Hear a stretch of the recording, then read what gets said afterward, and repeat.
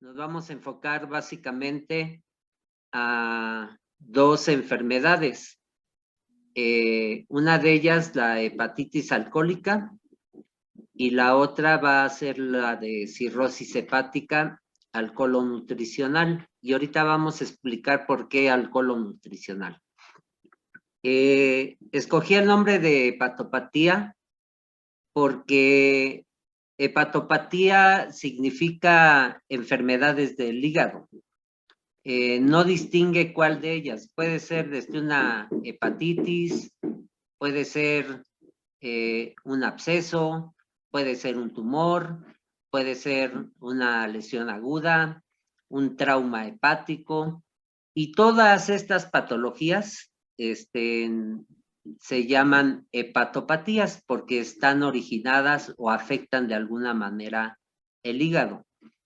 De toda esa gama de enfermedades que mencioné, hasta las congénitas, nos vamos a enfocar en este caso únicamente a dos que son de interés propio en cuanto a las adicciones, que es la hepatitis alcohólica y la cirrosis hepática.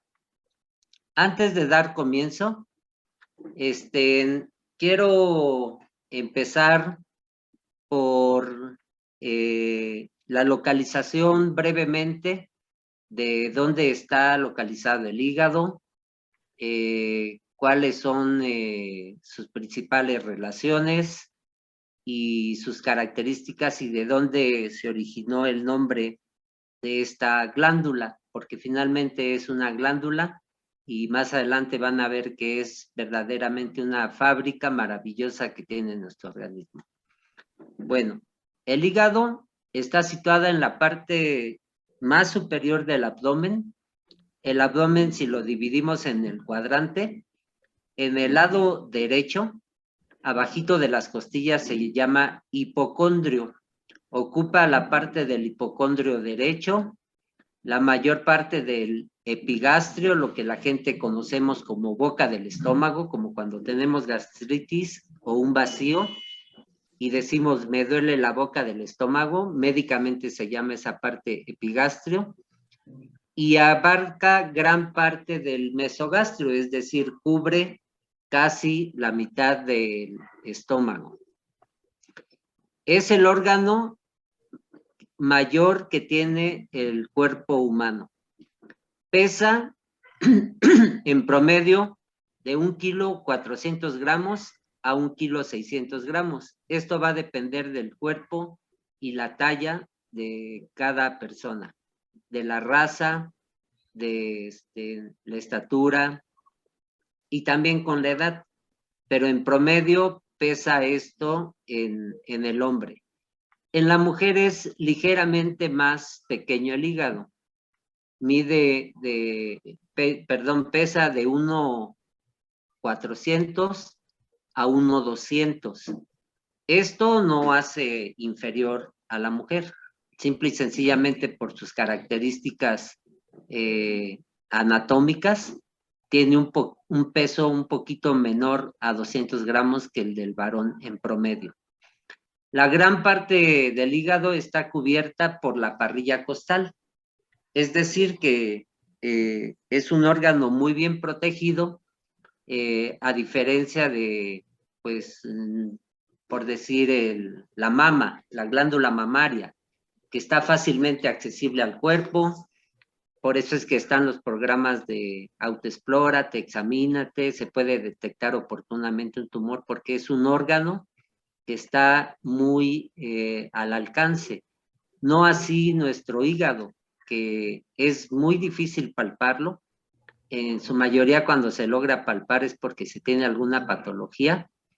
Y las mayorías de síntomas o molestias que da son inespecíficas.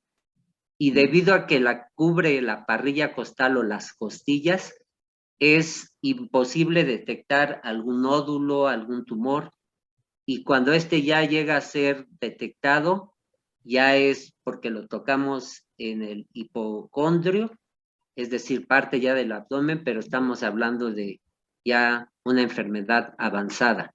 Esta es una gran dificultad, pero también tiene su ventaja porque es una máquina, un organismo muy elaborado, es el principal metabolizador de nuestro cuerpo, y pues la naturaleza lo supo esconder bien, porque si no sería presa fácil de un traumatismo y pues sufrir alguna lesión importante que puede llevar a la muerte. El hígado significa en latín ficatum. Ficatum en latín significa higo. Y dirían ustedes, bueno, ¿y qué tiene que ver el hígado con el higo? Bueno, en la antigüedad había una antigua costumbre gastronómica donde a los gansos en Europa se les empezó a alimentar con hígado, y esto provocaba que en los gansos y en algunas otras aves se formara un hígado graso en este tipo de aves, y servía para producir platillos exquisitos que hasta la fecha se siguen haciendo. El más conocido es el fourché gras.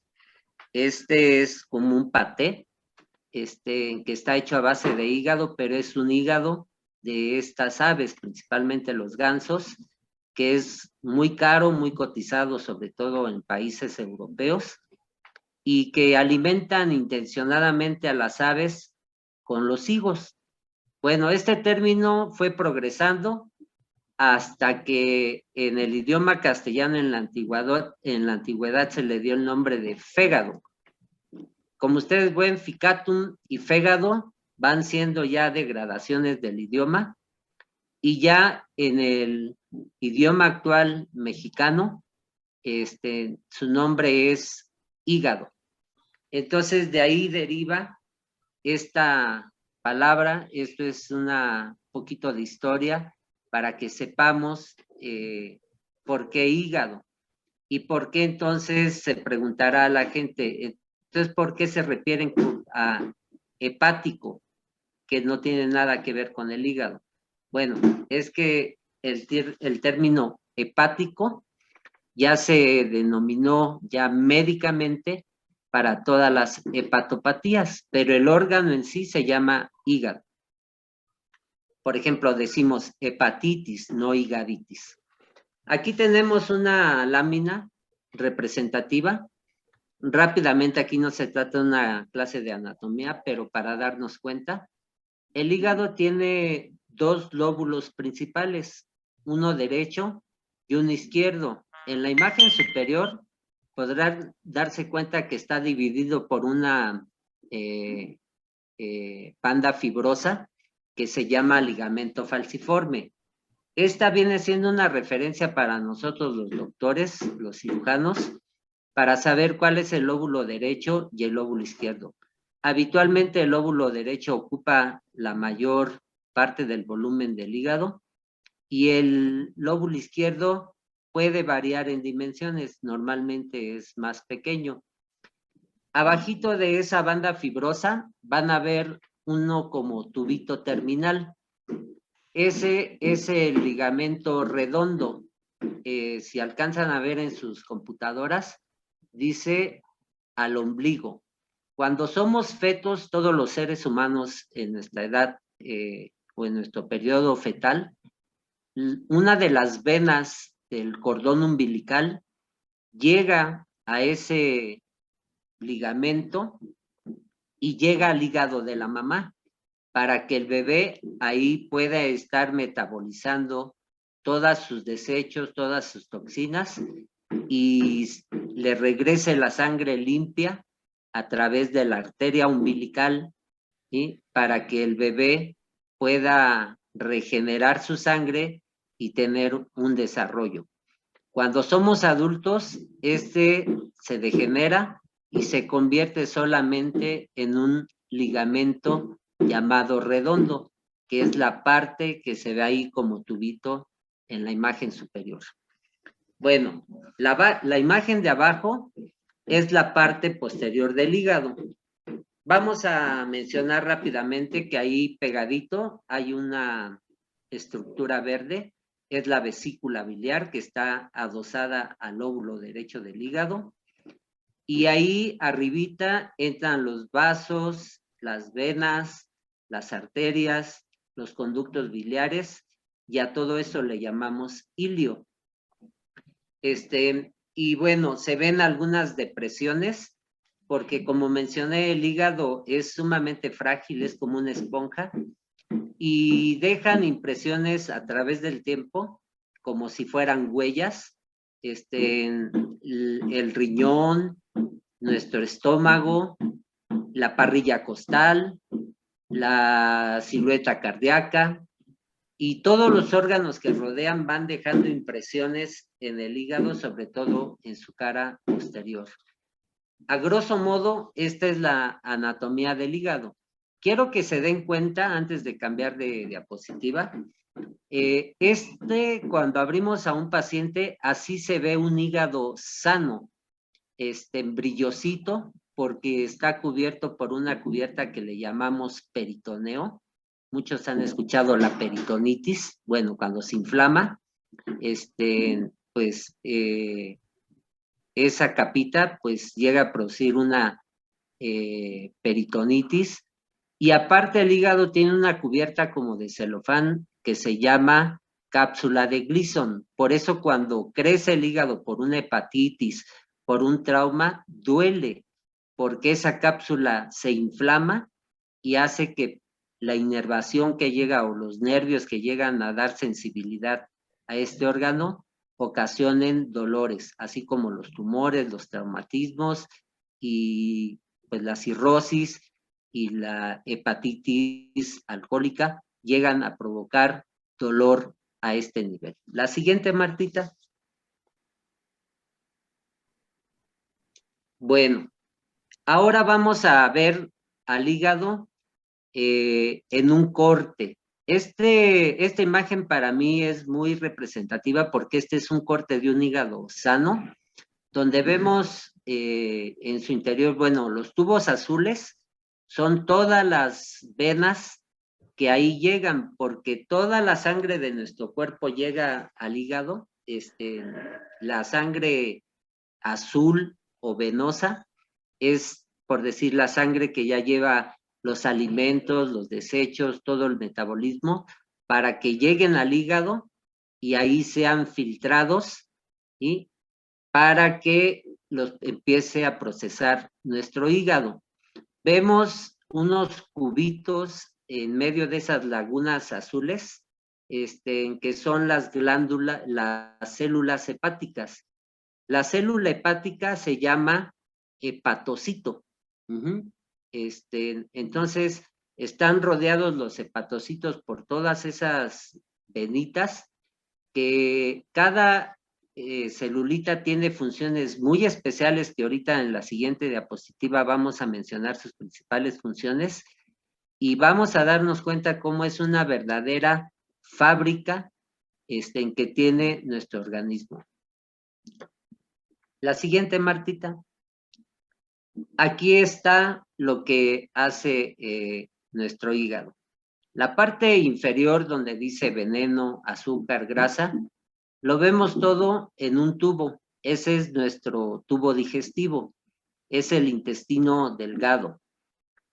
Cuando consumimos vitaminas, la carne, las grasas, los azúcares o carbohidratos, que son los alimentos que habitualmente comemos o consumimos todos los seres humanos, se empiezan a degradar. Por ejemplo, nosotros conocemos el azúcar, por decirlo así, pero a través del estómago, ya desde nuestra saliva, se empieza a degradar ese azúcar a moléculas cada vez más pequeñas hasta que llega al hígado en forma de glucosa, ¿sí? Entonces, el hígado empieza a trabajar con esa glucosa y la almacena en la parte superior de la glándula derecha, de la lámina, en la parte derecha. Van a ver como un tipo de ramificaciones.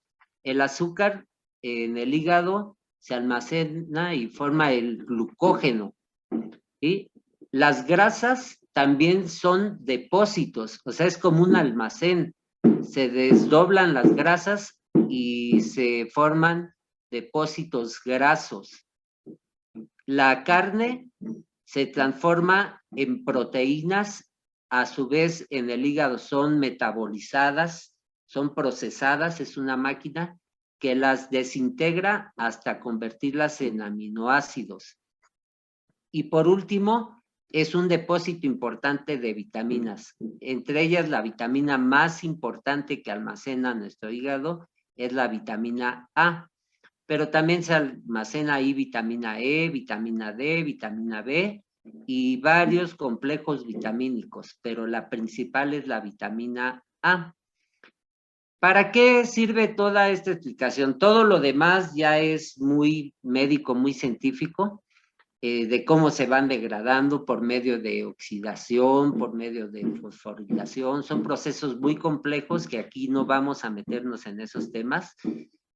Que cuando un hombre o una mujer en situaciones normales llega a tener un ayuno prolongado, vamos a suponer por un día de trabajo que no pudo comer, el hígado hace uso de esas reservas del glucógeno y lo convierte a su vez a glucosa y puede darle energía a nuestro organismo.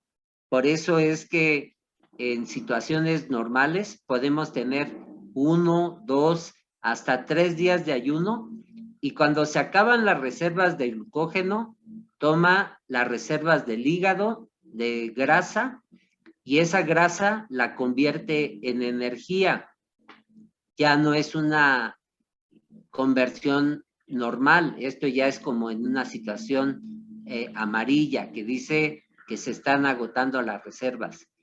Y ya en estados ya muy avanzados donde el hígado ya está dañado, las proteínas que tiene almacenadas, que muchas de ellas son anticuerpos y proteínas que van a formar los factores de coagulación para favorecer las coagulaciones en nuestras heridas, también pueden ser consumidas y entonces el hígado, si no se le dan suplementos y no se alimenta, empiezan los desórdenes y las fallas hepáticas.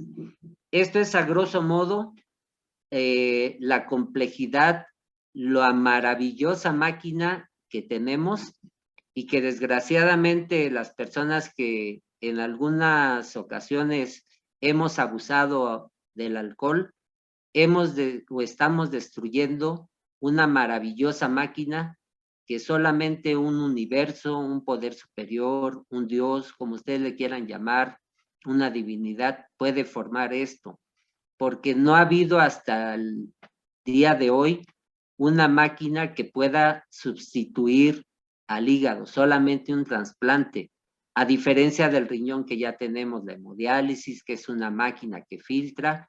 En el hígado no se ha podido encontrar esto, ¿sí? Solamente es a través de trasplantes, porque es una máquina sumamente compleja que hay veces la tenemos y cuando hacemos abuso de drogas, de hecho aquí en la botellita azul dice veneno, eso se refiere al alcohol, algún veneno que ingiera uno accidentalmente o con algún intento suicida, podemos dañar de una manera letal al hígado con una falla orgánica fulminante.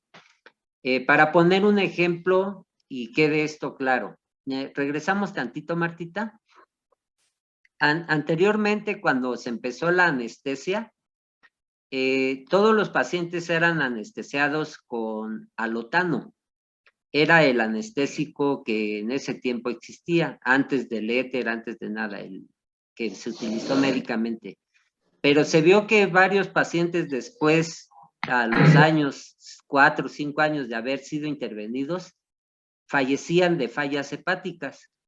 Y se investigó el alotano y se comprobó que el alotano, que era un anestésico mundialmente utilizado, causaba hepatitis fulminantes y mataba a los pacientes. Al día de hoy ese anestésico ya está descontinuado, ya no se utiliza a nivel mundial y ahora tenemos otros tipos de anestésicos menos hepatotóxicos y que provocan menos daños a los pacientes. Por eso es que la gente tenía tanto miedo a las anestesias, porque se relacionaban mucho con las muertes, pero no por causa médica, sino por el efecto tóxico que representaba este fármaco para nuestro hígado. La siguiente, Martita. Bueno, vamos a hablar de la epidemiología. La epidemiología se encarga de ver la incidencia, en qué países se presenta más, todo el contexto genérico de estas enfermedades. Vamos a empezar porque el abuso de alcohol es la causa más común de la enfermedad hepática grave en las sociedades occidentales.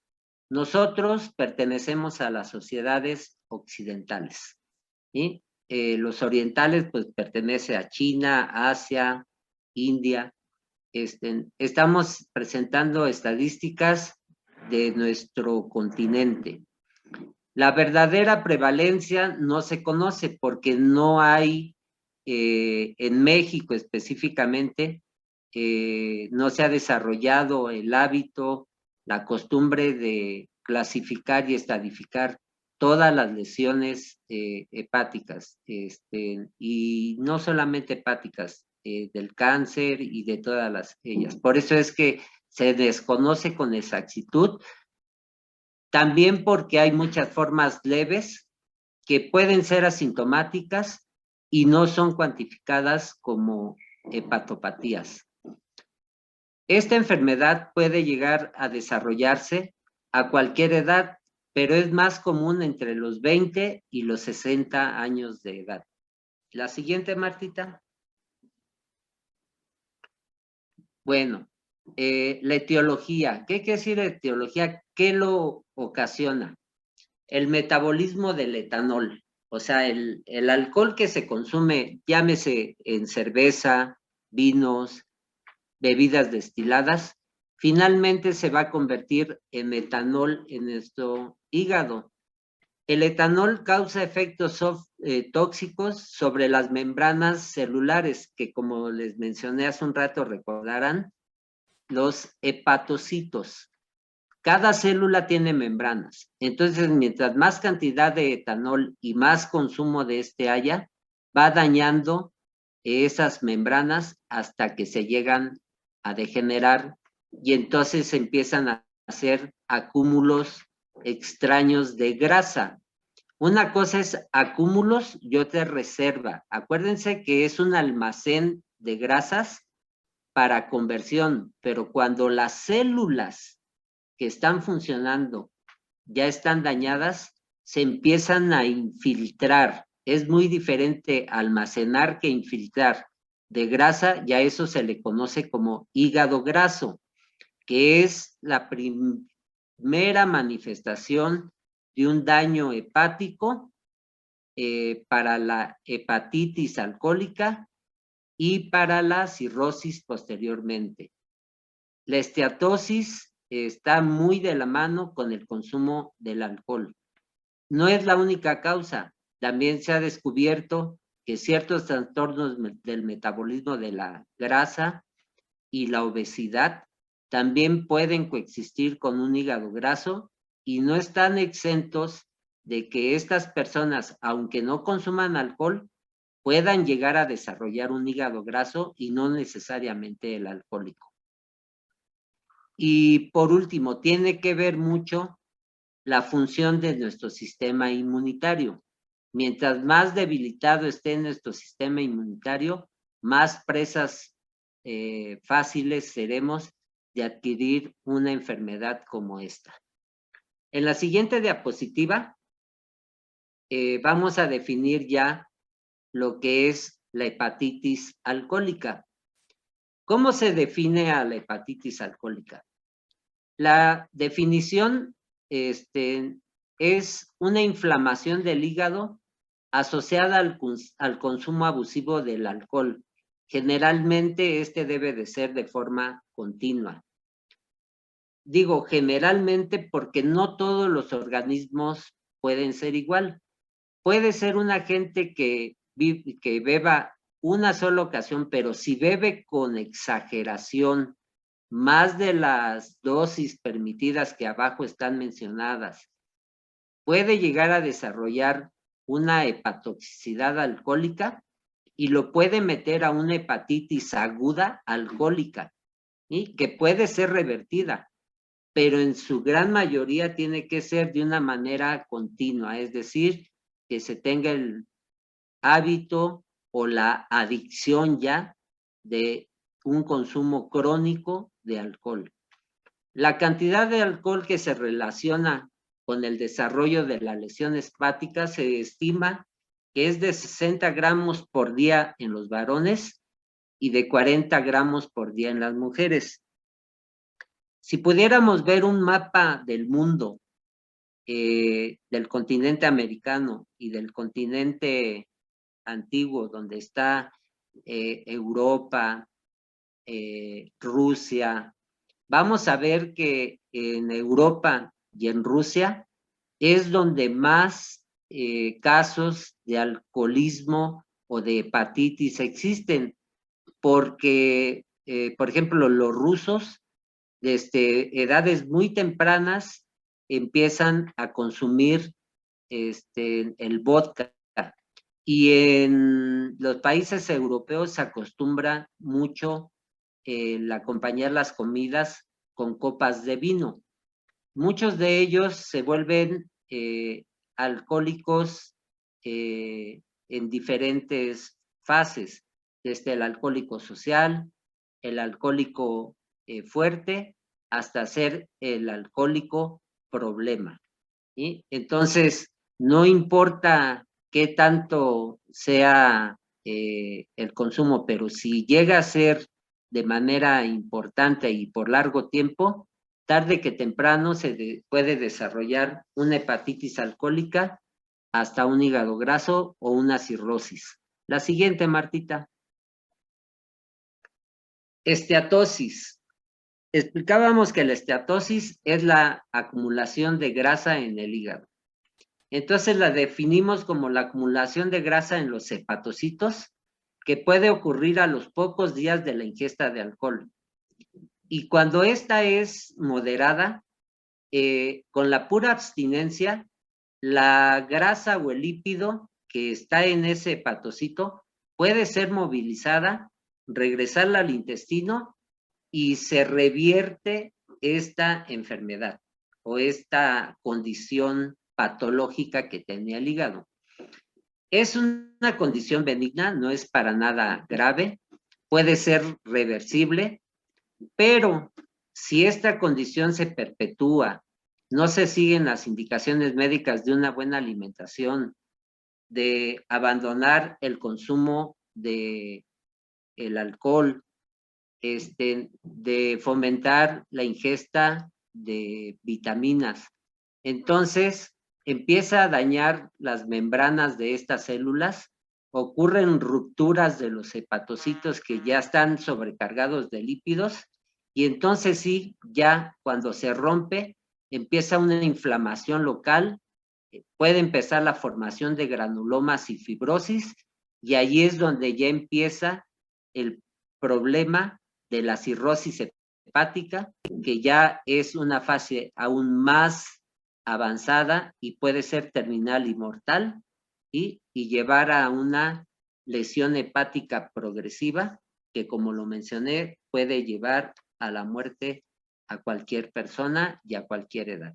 La siguiente, Martita. No sé qué. Es así.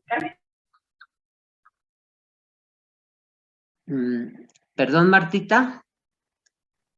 No, nada, tenían un micrófono abierto. Ah, bueno. Miren, para ejemplificar esto, en esta diapositiva vemos un hígado descolorido, no se parece nada al hígado que les enseñé en la anatomía. Vemos a un señor consumiendo bebidas alcohólicas y vemos cómo se empieza a hacer una distribución anormal de grasa en su organismo. Al ratito voy a mencionar cuáles son los estigmas del hígado graso y la cirrosis, pero ahí podemos ver a un hombre obeso con una acumulación anormal de la grasa, tanto en las tetillas, empezamos a ver deformación en los pies, una cara hinchada, que aquí decimos abotargado, y ahí simboliza que este hombre tiene gran consumo de alcohol que se convierte en etanol, y el etanol a su vez es transformado en grasa y se acumula esa grasa en el hígado. Y ya una vez que tiene las reservas llenas de grasa, entonces se empieza a infiltrar las células, las vemos en el cuadrito ahí que parece como un queso gruyère, de bolitas blancas. Todas esas bolitas blancas son los hepatocitos que ya están repletos de grasa y que ya pueden empezar a romper membranas y empezar a formar algunos nódulos y fibrosis, que es un rasgo característico de la cirrosis. Y ustedes se preguntarán, bueno, ¿y qué hace un niño ahí sentado, barrigón? Bueno, estos casos se ven en México, no con tanta frecuencia como en África. Ustedes alguna vez habrán visto alguna imagen de los niños africanos que están completamente flaquitos y muy panzones. Y pues muchas veces puede decir uno, es la desnutrición y están lombricientos. No. Lo que pasa es que mencionamos que cuando ya se lleva un cuerpo a una desnutrición, todas las reservas del hígado que tiene de proteínas, de grasas, de vitaminas, se empiezan a transformar en grasa en el niño, ¿sí? Y desarrollan ascitis, es decir, acumulación de agua en el abdomen, por eso es que se ven barrigoncitos. No es que estén lombricientos. En la antigüedad, muchas, al menos mi madre en paz descanse, mi abuela, y todos los de esa generación le llamaban hidropesía. No sé si alguno de ustedes al rato va a haber un foro de preguntas y con todo gusto, pero algunos de ustedes habrán escuchado el término de hidropesía. Cuando se menciona hidropesía se refiere a lo que nosotros los médicos llamamos ascitis, ¿sí? Entonces, si oyen por ahí un término de hidropesía, pues se relaciona con una ascitis. Entonces, no está exento de una cirrosis, un niño, un bebé, por una malnutrición. O sea, quiero dejar bien claro que el que padece cirrosis no lo etiquetemos por el consumo de alcohol. Puede haber una cirrosis por alcohol, puede haber un hígado graso por obesidad, puede haber una cirrosis por virus de la hepatitis B y la hepatitis C principalmente, y por malformaciones congénitas. No es propia o exclusiva del alcoholismo. Es el mayor porcentaje, pero no es su única causa. La siguiente, Martita. Bueno, ¿qué vamos a encontrar en el examen físico? Un agrandamiento del hígado. A esto le llamamos nosotros médicamente hepatomegalia. La citis, que ya lo habíamos mencionado, se puede encontrar ya en fases muy avanzadas de la hepatitis alcohólica. Ahorita estamos hablando de pura hepatitis alcohólica. Puede haber cierto grado de encefalopatía.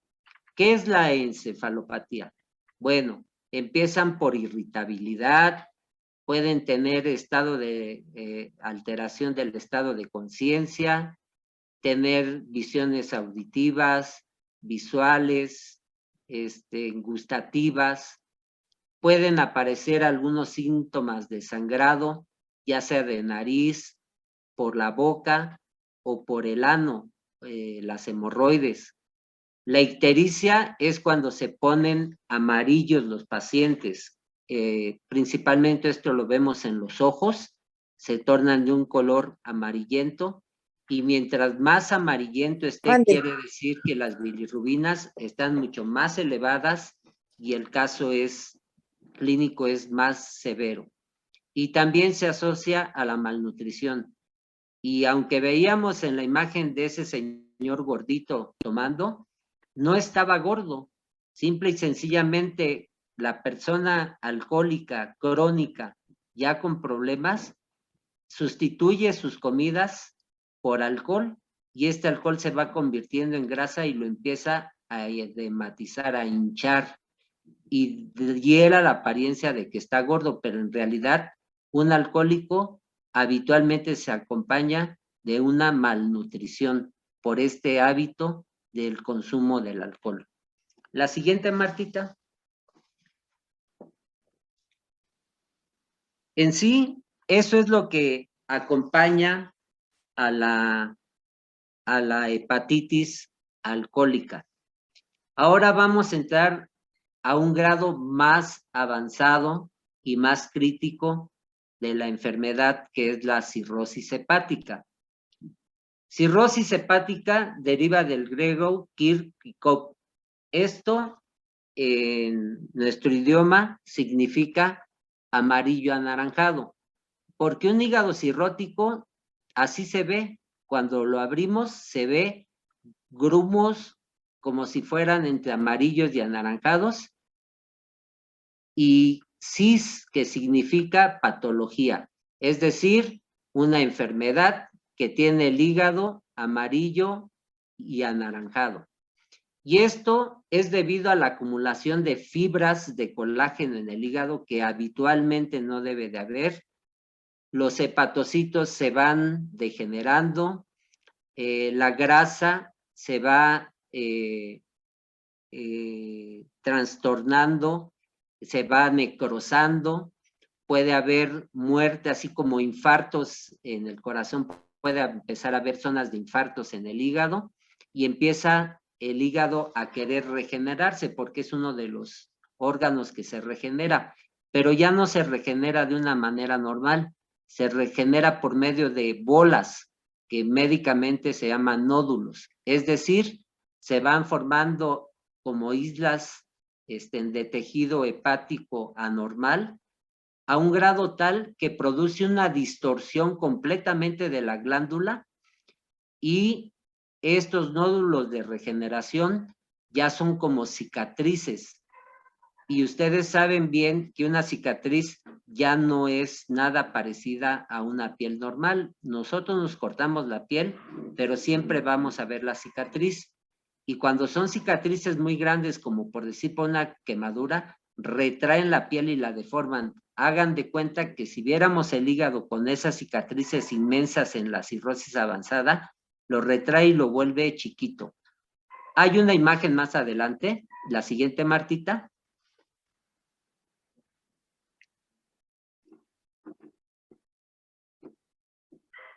Aquí está.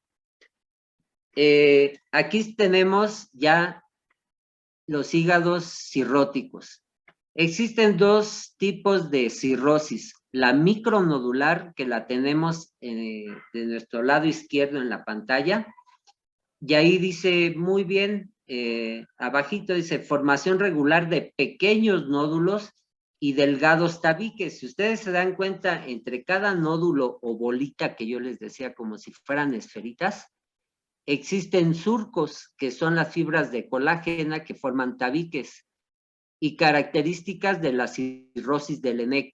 La cirrosis de Lennec, así se le llamó inicialmente a la cirrosis hepática inducida por alcohol, porque fue un médico de apellido Lennec francés quien describió por primera vez estos hallazgos en el paciente alcohólico después de las autopsias. Cuando llega a progresar aún más la bebida, esto ya no es reversible. Cuando ya un paciente desarrolla cirrosis, puede detener su cirrosis y mejorar su calidad de vida. Pero si no la detiene y sigue el consumo del alcohol, entonces ese hígado se sigue dañando y entonces ya forma más irregularidades, los micronódulos se convierten en macronódulos, se vuelve más fibroso y esto da origen a todas las manifestaciones. ¿Se acuerdan en aquella lámina que les dije? Miren todas las venas rodeados por los hepatocitos. Bueno, pues todas esas venas se distorsionan, se empiezan a colapsar y entonces empieza a aumentar la presión sanguínea en todo el sistema portal, es decir, todo el sistema que alimenta de sangre al hígado para procesarla, ya no puede ser procesada y entonces el paciente empieza a intoxicar su cuerpo porque ya no tiene esa máquina maravillosa que hacía todas esas funciones. Entonces se empieza a hinchar, empieza con daño cerebral y hay diferentes fases de la cirrosis que ahorita las vamos a mencionar. Adelante, Martita.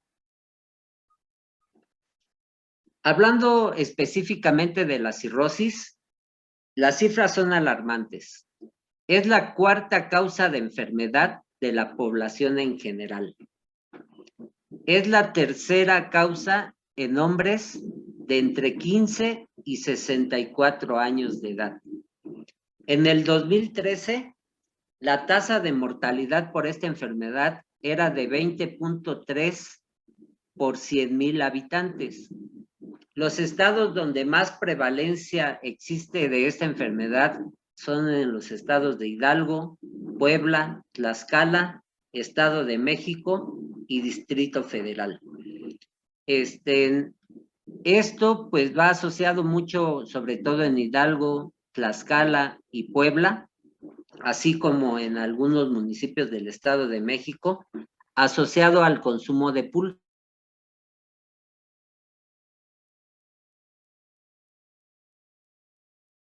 Acostumbra a las embarazadas, a los bebés, darles el famoso pulque, porque la gente tiene la falsa idea de que es como un nutriente de la población y de hecho muchos de sus pobladores lo utilizan como su agua normal, como si fuera su agua que consumen, su electropura, para ellos viene siendo su pulque.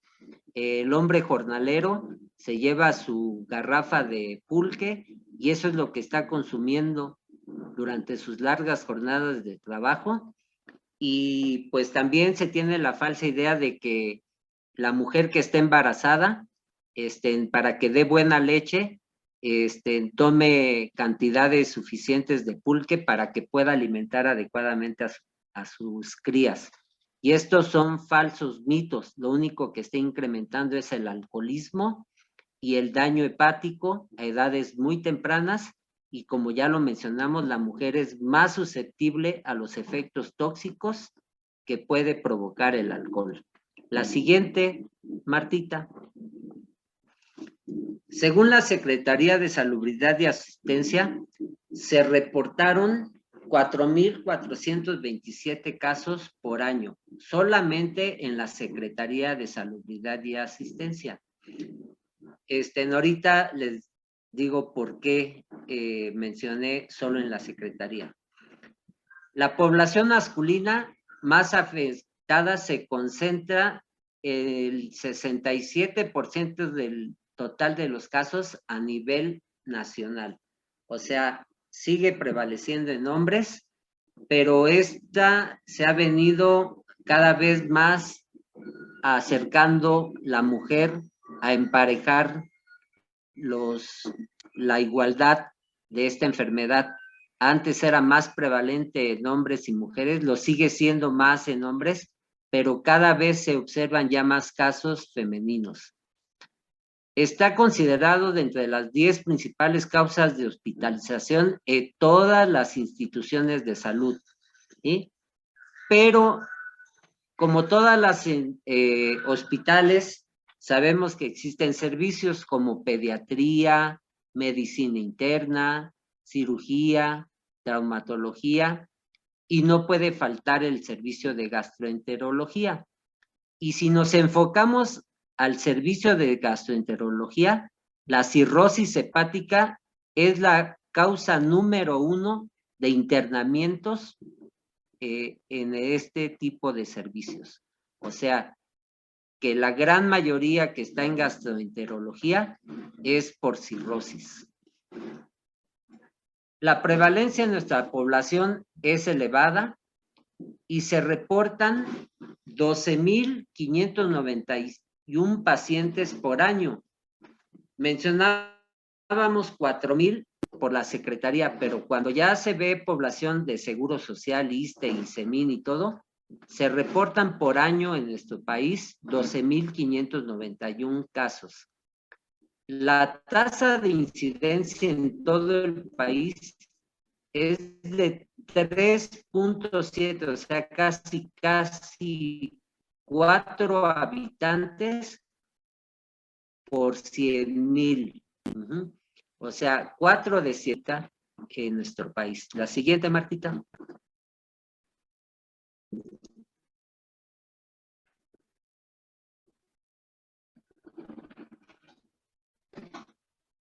Martita, ¿me apoyas con la siguiente diapositiva, por favor?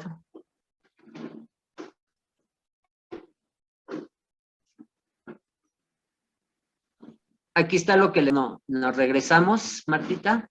¿Cuál está? No, la anterior. ¿Está? No. Te saltaste una que íbamos... Esa. Ahí, Martita, gracias. Como les mencionaba, la tendencia ha ido aumentando. En 1990 se estimaba que 7,000... Martita. Es que yo no la cambio, yo creo que mi compu, a ver, ¿cuál es? La anterior.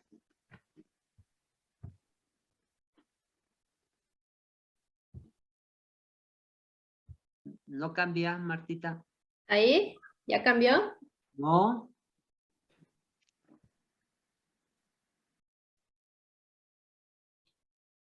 Sí, la que se ve es la de tendencia, Doc. Esa, ahí ya está. ¿Ya? Bueno, dice que la tendencia ha ido aumentando. En los años de 1990 se estimaba que 777,800 personas fallecían anualmente. Ya para 2010, la cifra fue de 1,030,800 casos. Es decir, hubo un incremento del 32.5%. Y esto al 2010. Estamos hablando ahora al 2021. ¿Sí? No, como les mencioné, en México no tenemos estadísticas certeras, pero actualmente se estima que cerca ya de 1,800,000 personas está falleciendo por año de cirrosis hepática. O sea, esto ha ido incremento año con año. La siguiente, Martita.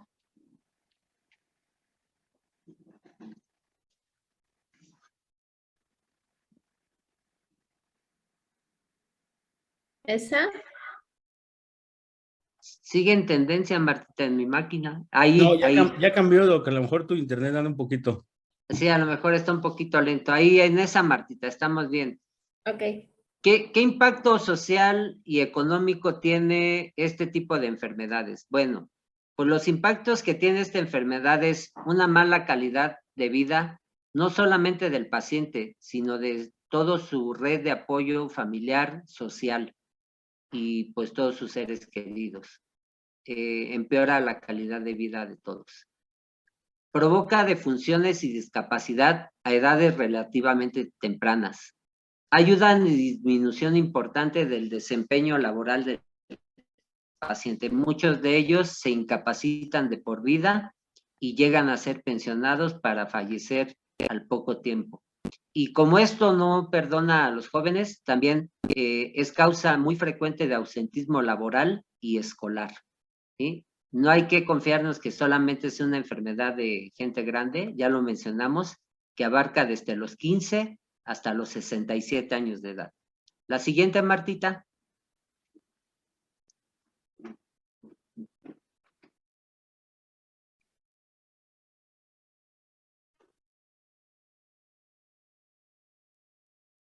¿Ya cambió?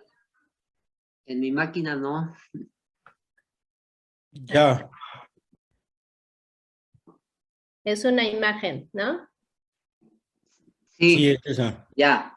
Ok. Bueno, aquí ya prácticamente estamos viendo qué es lo que pasa ya en la cirrosis. En la lámina superior vemos el hígado con un triángulo azul que es un nódulo de regeneración, llámele micronódulo o macronódulo. Vamos viendo cómo ahí se forma como un cuadrado que se va llenando de azul. Esas son las bandas fibróticas de colágeno que se llenan de sangre porque ya las células, esos celdillas que yo les decía, se distorsionaron, se rompieron, se desintegraron, y entonces la sangre se empieza a formar en lugares donde no tenía que formarse en esas venas. Vemos como la vena que sale del hígado, que es la vena porta, aumenta su presión. Ahí los que tienen la computadora a la mano, la presión de esa vena es de 10 milímetros de mercurio, pero cuando ya hay cirrosis puede aumentar a 20, 30, 40, 60 o hasta 80, ya en los casos ya fatales. Entonces, cuando aumenta la presión, todo el sistema venoso se empieza a incrementar, por eso es que se empieza a ver ahí como varices. La parte de arriba es el esófago y es cuando vienen los sangrados por el tubo digestivo, y muchos habrán escuchado y dicen, no, murió de cirrosis y vomitó el hígado. No se vomita el hígado, se revientan esas varices, forman coágulos y da la apariencia que el paciente avienta el hígado por la boca. En realidad lo que está aventando son los coágulos de sangre que ya no puede procesar ese hígado, que ya está en fase terminal, y produce una falla cardíaca que está el corazón arribita del hígado, esa como color rosita pálido, y en la lámina de abajo vemos cómo ese cuadrito está formando ya los nódulos. En el centro dice necrosis, es decir, ya hay destrucción de las células hepáticas. Hay células de regeneración en la otra parte, pero ya se ven blancas, fibrosas, y esto va aumentando cada vez más la presión dentro del hígado, porque ya es una sangre que ya no puede procesar, es una máquina dañada, y entonces empieza a salir la sangre y hace que crezca el vaso, que el paciente se hinche, que desarrolle la ascitis, y como es sangre ya contaminada que no se puede depurar, puede dar daño hepático, lo que llamábamos encefalopatía, hasta llegar al coma y la muerte. Ahorita hay láminas más adelante que explican esto. La siguiente, Martita. Bueno, aquí ya vemos los estigmas de los que yo ya les decía. La anterior, Martita, esa. Vemos el ojo amarillo, eso se le llama ictericia. En la piel de todo el cuerpo pueden aparecer como arañas que se llaman telangiectasias. Ahí vemos a un doctor con un paciente. El paciente tiene un olor característico que le llamamos hedor hepático. Se los describiría que huele como acetona. Es un olor muy parecido a la acetona.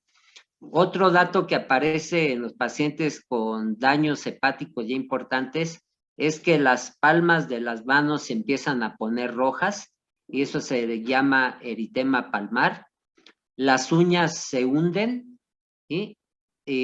Ahí, por ejemplo, dice que el lecho unguial, el lecho es la uña, se hunde y se engrosa la punta, y eso se llama dedos en palillo de tambor, porque ya la oxigenación ya no es adecuada. Vemos que las glándulas del hombre crecen como si fueran de mujer, y a eso se le llama ginecomastia. El hígado crece inicialmente. En la siguiente lámina vemos el vaso, también crece. Empieza comezón porque así como se acumula la bilirrubina en el ojo, se acumula en la piel, por eso es que se ponen amarillos, y la acumulación de ese pigmento causa comezón o prurito, que así se llama médicamente. En las láminas de abajo vemos rayado, que es la formación de ascitis, y la ascitis no es más que la acumulación de agua en el cuerpo, principalmente en la cavidad abdominal, pero se puede ir a las regiones glúteas o sacras, y hacia los pies se empiezan a hinchar los pies. Y ya en casos muy avanzados se empiezan a ver como varices en el abdomen, que se llama red venosa colateral. Los testículos se empiezan a atrofiar en el varón, empieza la caída, ahí no está, pero empieza la caída del vello axilar. Las parótidas, que son lo que le llamamos las paperas, se hacen grandes en los alcohólicos. La orina empieza a ser oscura, como color Coca-Cola, y el excremento se torna blanco, porque ya la bilis ya no puede drenarse hacia el intestino. Por eso empieza a irse a la sangre, se acumula en el cuerpo, y el riñón la empieza a eliminar como puede, pero de color negro. Por eso mucha gente dice, orino, doctor, como Coca-Cola, y tú los ves y están amarillos, amarillos. Entonces son fases ya muy avanzadas de la enfermedad. También se puede presentar fiebre. La siguiente, Martita.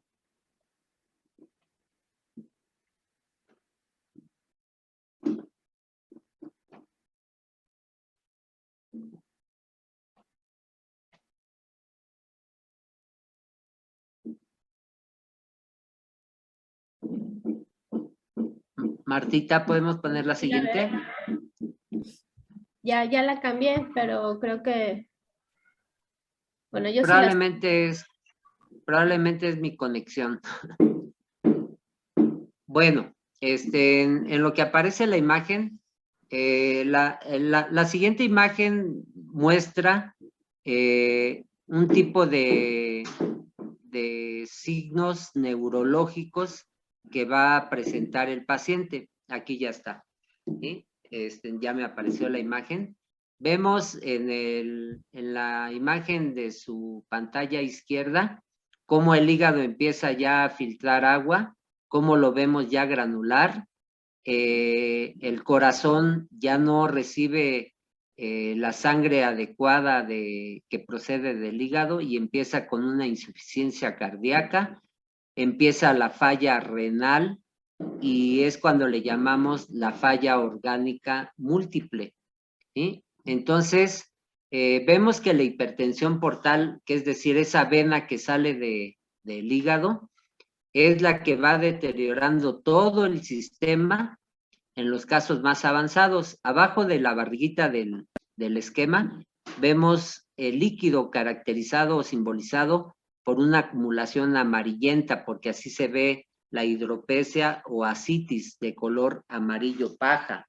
Es porque ya están fallando varios órganos del cuerpo, y cuando ya el pigmento ya es suficiente en la sangre, se sube al cerebro, y entonces empieza a causar ciertos datos de encefalopatía o daño cerebral, que se puede caracterizar por cambios de la personalidad.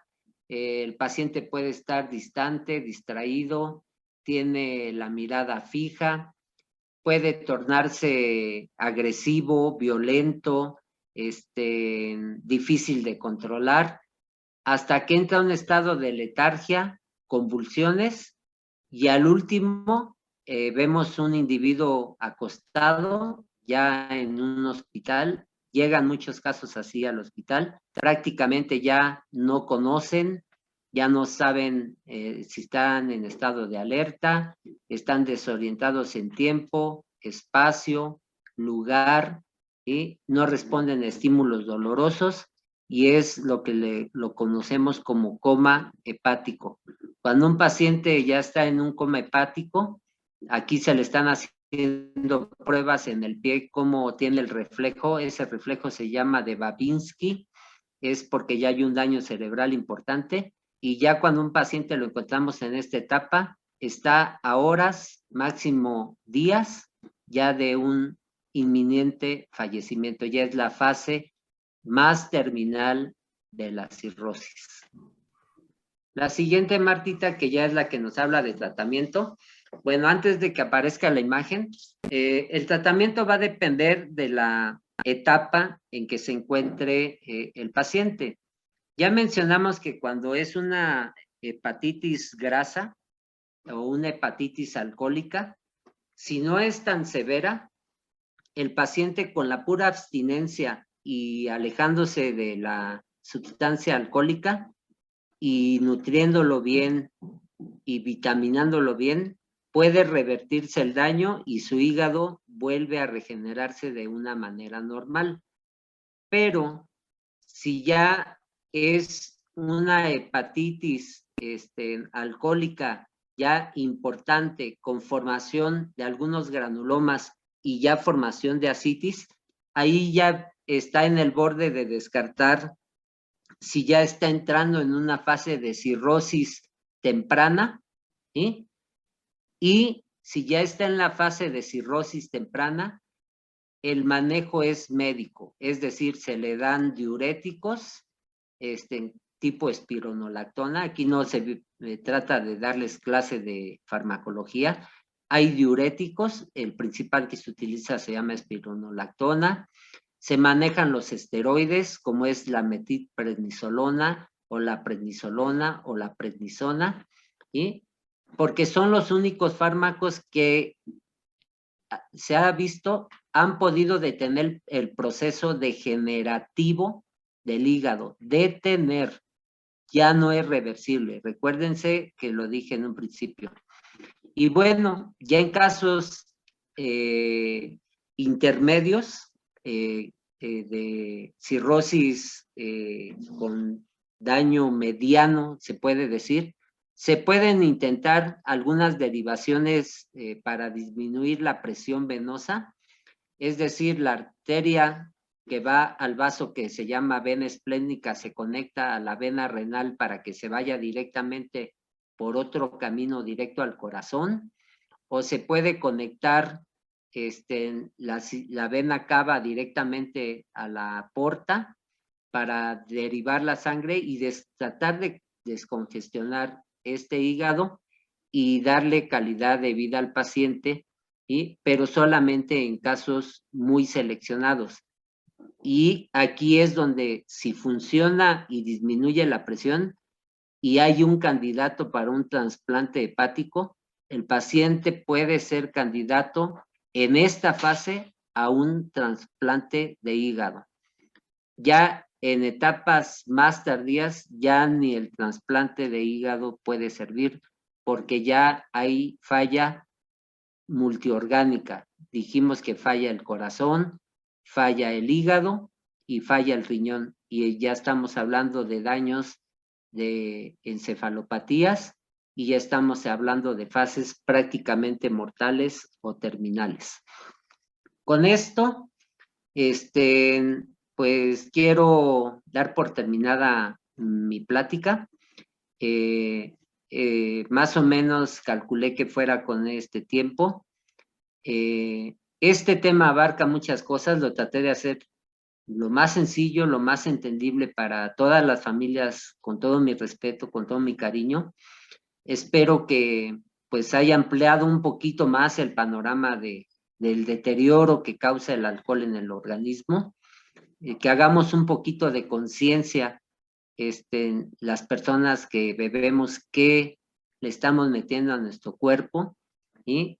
Y tal vez eso nos dé una lucecita de esperanza, algunos de miedo, o algunos que empiezan con el consumo digan, no, yo no quiero llegar ahí. La medicina se trata de prevenir y no llegar a las fases finales, porque pues el alcoholismo sabemos que es una enfermedad progresiva y desgraciadamente mortal. ¿sí? Pero siempre hay una solución. Siempre hay una solución, el dejar de beber y el apegarse a un grupo y el apoyo de una red de apoyo. Yo les quiero dar las infinitas gracias a todas las autoridades de Clínica del Pinar por haberme invitado. Quiero agradecer enormemente a todas las familias y personas que se conectaron, que mostraron bastante interés. Veo un grupo nutrido de 57 participantes y en verdad que estoy muy satisfecho y espero haber sido claro y no haberles dado miedo, porque no era mi intención dar miedo en esta plática, sino hacer un poquito más de conciencia de qué es lo que pasa con el alcohol en nuestro cuerpo. Estamos destruyendo nuestra maravillosa máquina